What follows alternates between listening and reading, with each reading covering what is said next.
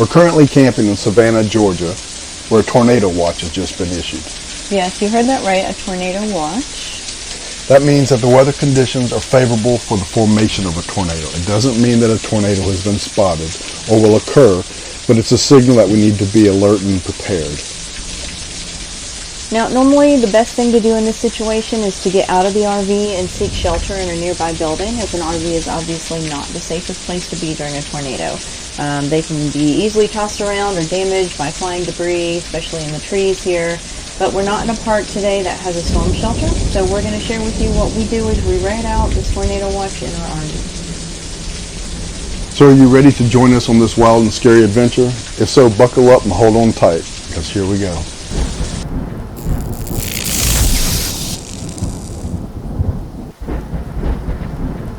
Because something looks like it could pop here.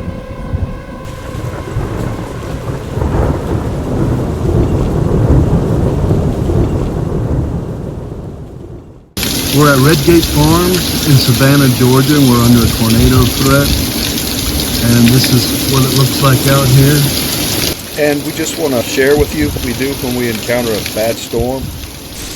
Now, we are not professional storm chasers, don't claim to be, nor do we want to be. We're just full-time RVers sharing our experience. Hopefully this information can help ease some nerves if any of you find yourself in a similar situation. The things we're going to share with you are what we do to prepare for a storm. If you have any other suggestions that we don't cover, please post them in the comment section below so we can all learn from each other. The first thing we do when we hear a major storm is coming is figure out exactly where we're located, make sure we know the county we're in, start checking the local news channels if we've got them, and monitor our phone apps to keep an eye on the National Weather Service's forecasts and alerts to get an idea of what we're in for. When we realized we're going to be under a tornado watch, we started taking action. Rose called the front office to inquire about a storm shelter. Ideally, you want to go to an underground shelter such as a basement, a storm cellar, or a designated tornado shelter. When we were told the campground didn't have a shelter, we located the closest block building. It just so happened there was a Target right down the road from us. Next, we checked our surroundings. We made sure we weren't under a tree that could fall on us or in a low-lying area that would flood. Then I started filling the fresh water and the waste tanks to add weight and stability.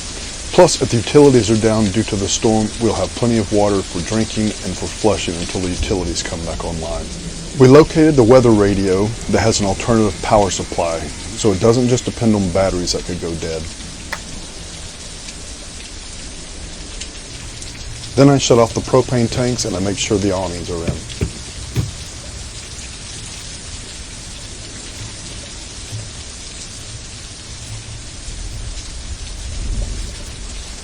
Pick up and store all your outside gear, tables, chairs, grills, etc.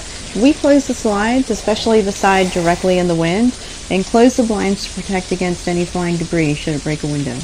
Then unplug from the shore power and stow all your water lines and sewer hoses. Consider hitching up to the truck to add additional weight and stability.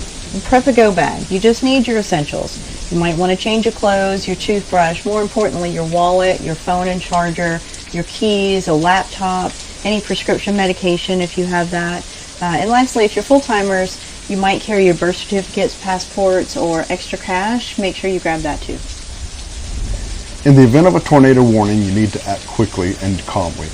Don't waste time grabbing your belongings or securing your RV. Just grab your go bag and head to the nearest shelter. Stay there until the danger is past. After the storm, you need to check your RV and surroundings for any damages or hazards. Be careful of any downed power lines, broken glass, or leaking gas. If the RV is damaged, contact your insurance company and document it with photos and videos. If your RV is undamaged, you can resume your normal activities, but be prepared for more severe weather. So we know this was a short video this week, but this one was pretty much in real time. It was just some information we wanted to share with you guys in this crazy weather. The next video is a review of Vogel State Park in North Georgia. We had to stop production of it when all the storms came in, but I promise you it's a good one, so join us again next week for more adventures. If you're new to the channel, please go back through our library and watch some of our adventures. I'll post a link to a couple in the end screen. We hope you found this video helpful and informative. If you like it, please give it a thumbs up, subscribe to our channel for more RV tips and tricks. If we missed anything you think we should have included in the video, please post in the comments section below. Stay safe, everyone, and happy RVing. See you next week.